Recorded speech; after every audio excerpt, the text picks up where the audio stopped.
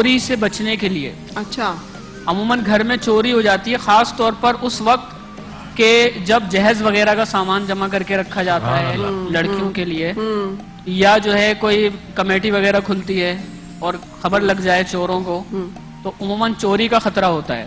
تو اس کے لیے بہترین وظیفہ جو حدیث مبارکہ میں بتایا گیا وہ آیت الکرسی ہے۔ صحیح۔ سوتے وقت آیت الکرسی کم سے کم ایک بار، اور بہتر یہ ہے کہ 3 مرتبہ پڑھیں۔ اچھا، عموماً جو ہے وہ عوام میں مشہور یہ ہے کہ 3 مرتبہ آیت الکرسی پڑھنے کے بعد وہ تالی بجاتے ہیں کہ جہاں تک تالی کی آواز جائے گی تو وہاں تک جو ہے وہ حفاظت رہے گی، تو ایسا حدیث میں کہیں نہیں ہے۔ صحیح۔ تو یہ غلط بات ہے۔ صحیح۔ صرف جو ہے وہ آیت الکرسی پڑھ لیں اور پڑھ کر سو جائیں، پڑھ کر انشاءاللہ چوری نہیں ہوگی۔ وہ جو کہتے ہیں حصار باندھنا، کیا وہ بھی ہے کہ آپ انگلی پہ دم کر کے تو انگلی کو اشارہ کر دیں، کچھ اس طرح سے بھی ہے؟ یہ بزرگان دین سے منقول ہے، لیکن حدیث میں یہ بہرحال نہیں ہے۔ تو اگر صرف پڑھ بھی لیا تو کافی ہو جائے گا، اور اگر اشارہ بھی کر دیا تو اس میں بھی کوئی حرج نہیں۔ اس میں حرج نہیں، ٹھیک ہے۔ اس کے علاوہ جو ہے بسم اللہ شریف کا یا نور کا ایک وظیفہ ہے، یہ بھی اللہ کا اسم گرامی ہے، یا نور 111 مرتبہ روزانہ پڑھیں۔ وہ جو نور السماوات والارض، وہ والا یا نور، یا اللہ یا نور، یا نور، ٹھیک۔ تو اس کو 111 مرتبہ روزانہ پڑھیں تو انشاءاللہ چوری کی عادت ختم ہو جائے گی۔ عادت یعنی اگر کسی بندے کو عادت ہے کہ چوری اٹھا لیا کرتا ہے کچھ، اچھا یہ بہت اچھا، 40 دن تک یہ پڑھیں انشاءاللہ، اس کے دل سے جو ہے وہ چوری کرنے کا جو خیال ہے وہ خود بخود ختم ہوتا چلا جائے گا۔ بعض اوقات بچوں کا بہت روکتے ہیں، لیکن وہ کسی کا شارپنر اٹھا لاتے ہیں، کسی کی پینسل لے آتے ہیں، انہیں اندازہ نہیں ہوتا کہ چوری ہے، تو اگر ان کے اوپر بھی اس طرح سے پڑھ کے دم کر دیا جائے تو بالکل دم کیا جا سکتا ہے، اور اس کے ساتھ ساتھ یہ ہے کہ بچوں کی تربیت بھی کرتے رہیں، صحیح، اور ان کو ڈانٹتے رہیں۔ صحیح۔ اگر کوئی سامان چوری ہو گیا ہو جی تو اس کی بازیابی کے لیے کہ وہ جو گم گیا ہے، کھو گیا ہے، وہ آپ کو مل جائے واپس، کچھ اس کے لیے بھی؟ جی بالکل، اس کے لیے بھی وظائف ہیں، لیکن میں تھوڑا سا جو اس کو کنٹینیو کر لوں۔ ایک تو ہے چوری کی عادت چھوڑانا، ایک ہے کوئی بھی گناہ ہے جس میں مبتلا ہے کوئی شخص، تو حضرت امام علی رضا علیہ الرحمہ ان کا جو ہے قول ملتا ہے کہ یا مؤمنو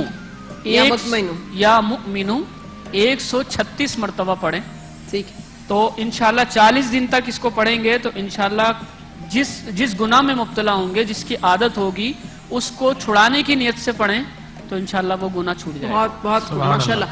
یا مطمئنو، یا مطمئن القلوب، میم واو میم نون، مؤمنو، کیونکہ واو پہ حمزہ ہوتا ہے تو جھٹکا لے کے تھوڑا سا پڑھا جاتا ہے مؤمنو۔ قرآن میں المؤمن المہیمن العزیز، عزیز الجبار المتکبر الخالق الباری المصور۔ واہ واہ، کیا اللہ تعالیٰ کے خوبصورت نام۔ اگر آپ علامہ صاحب اجازت دیں تو ایک خوبصورت سا کلام سننے کے بعد پھر ہم سلسلہ یہیں سے جاری رکھیں گے۔ سو سنم ماروی آج ہماری بہت خوبصورت مہمان یہاں پر ہیں، سو ایک حمد باری تعالیٰ کی یا نعتیہ کلام کی یا جو بھی آپ پیش کرنا چاہیں۔ جی میں کلام پیش کروں گی۔ جی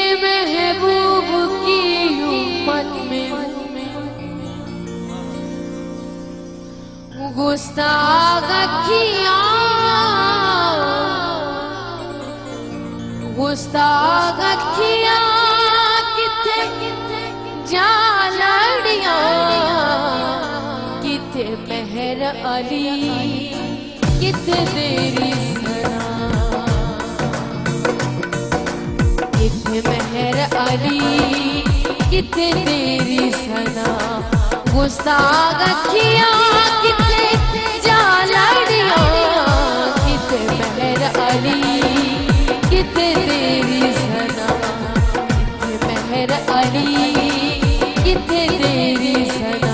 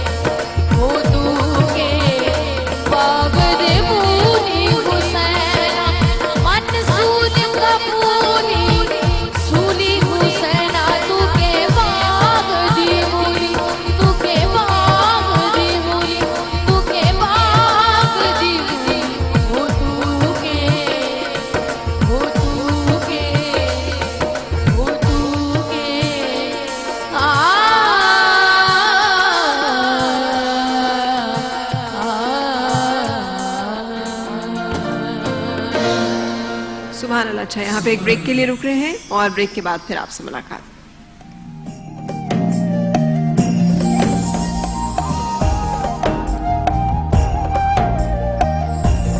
نیت کرتا ہوں. اللہ اکبر اللہ اکبر اللہ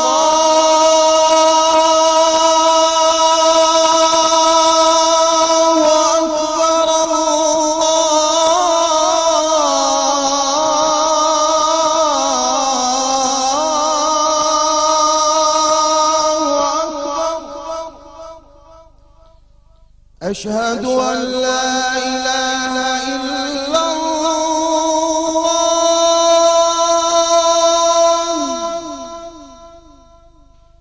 أشهد أن لا إله إلا الله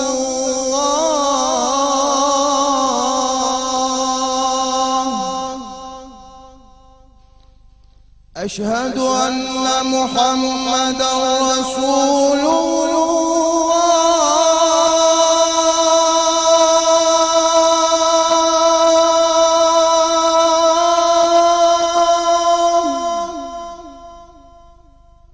أشهد أن محمدا رسول الله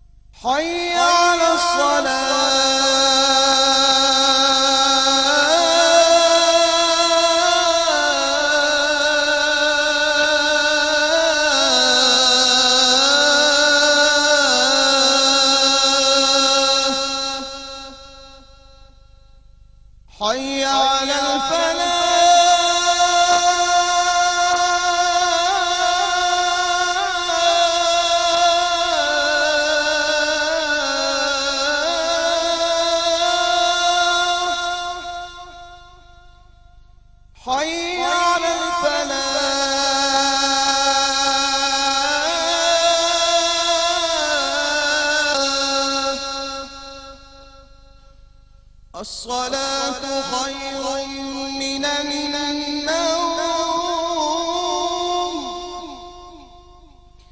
الصلاة خير من النوم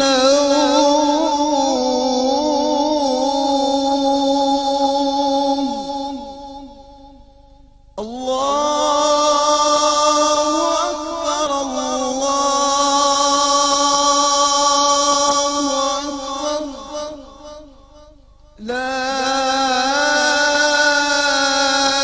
إله إلا الله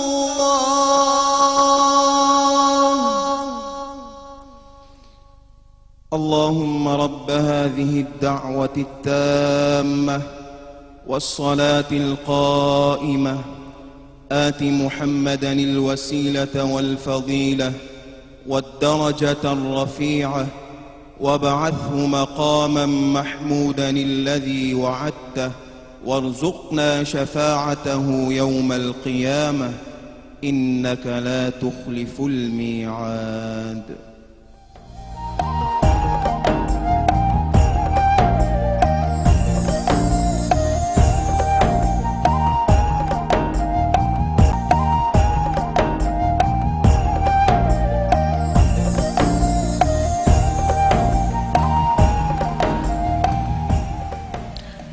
خوش آمدید.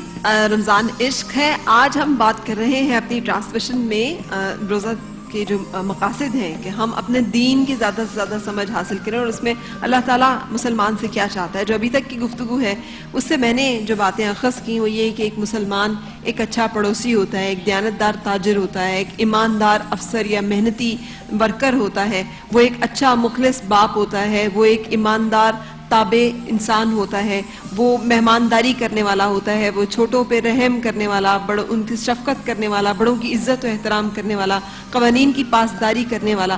یہ تمام خصوصیتیں جو ہیں یہ اس میں موجود ہوں گی اور اللہ تعالیٰ نے انہی تمام کی مختلف جگہوں پہ تلقین فرمائی ہے. اچھا, ایک اور چیز کی طرف بھی تو ہمیں بتایا گیا کہ جاسوسی نہ کرو, کان لگا کے دوسروں کی باتیں نہ سنو, دوسروں کے عیب کی ٹو میں نہ رہو. یہ ہمارے یہاں رویہ بہت پایا جاتا ہے. ہم بہت کوشش کرتے ہیں ہمیں پتہ چل جائے کہ دوسری کی کوئی گاسپ اور پھر اس کو بیان بھی کرتے ہیں, غیبت بھی کرتے ہیں. کچھ اس کے بارے میں ہمیں بتائیے. اس کے لیے تو قرآن مجید برہان چیز سورہ حجرات کی باقاعدہ آیا مبارکہ ہے کہ اللہ تبارک و تعالیٰ نے تجسس کرنے سے منع فرمایا ہے, ایک دوسرے کی ٹون نہ لگو. اور حضور نے فرمایا کہ اگر تم میں سے کوئی 3 آدمی محفل میں ہو تو 2 آپس میں سرگوشی نہ کریں, کہیں تیسرے کا جو ہے وہ دل کے اندر یہ خیال لائے کہ میرے لیے گفتگو کر رہے ہیں. تو اسلام نے تو بڑا ڈسپلن مذہب دیا ہے. چھوٹوں سے محبت ہے, چھوٹوں سے شفقت ہے, بڑوں کے ریگارڈ کرنا ہے, ان کا ادب کرنا ہے. اور آپ یہ دیکھیں کہ جب مہربانی رحم کی بات کرتے ہیں تو ہمارا رب کون ہے؟ رحمان ہے, بالکل, وہ رحیم ہے. اور اس نے جو محبوب عطا کیا وہ کون ہے؟ رؤوف الرحیم ہے. اللہ رب العالمین ہے تو حضور رحمت للعالمین ہے. لہذا رحمت کا جو خاصہ ہے وہ اللہ تبارک و تعالیٰ خود فرماتا ہے رحمتی وسعت کل شیء, کہ میری رحمت ہر چیز پر پھیل گئی ہے, وسیع ہے ہر چیز سے. اور پھر فرمایا وہ حدیث سبقت رحمتی علی غضبی, کہ میری رحمت میرے غضب پر فوقیت لے گئی. بالکل. اور ہمیں سورۃ النور میں 2 جگہ پہ تلقین ہے, معاف کر دو. کیا تم نہیں چاہتے کہ اللہ تعالیٰ تمہیں معاف کر دے؟ فاعفوا ولیصفحوا الا تحبون ان یغفر اللہ لکم, کہ تم درگزر کر دو, صلح صفائی کرو, معاف کرو. اگر تم یہ چاہتے ہو کہ اللہ تمہیں معاف کر دے تو تم اللہ کے بندوں کو معاف کر دیا. اور حضور صلی اللہ علیہ وسلم کی حدیث مبارکہ بھی یہی ہے کہ اللہ تعالیٰ سے جو کرو مہربانی تو اہل زمین پر خدا مہرباں ہوگا عرش بریں پر. یہ حدیث مبارک کا ترجمہ ہے. حضور نے فرمایا کہ تم جو زمین پر اللہ کے بندے چلتے ہیں ان سے مہربانی کرو اور وہ برتر رب آسمانوں پر تم پر مہربانی فرمائے گا. تو رحم, مہربانی, شفقت, عفو, درگزر, غصے کو کنٹرول کرنا, غیبت سے اجتناب کرنا, جاسوسی نہ کرنا, گوسپنگ نہ کرنا, یہ وہ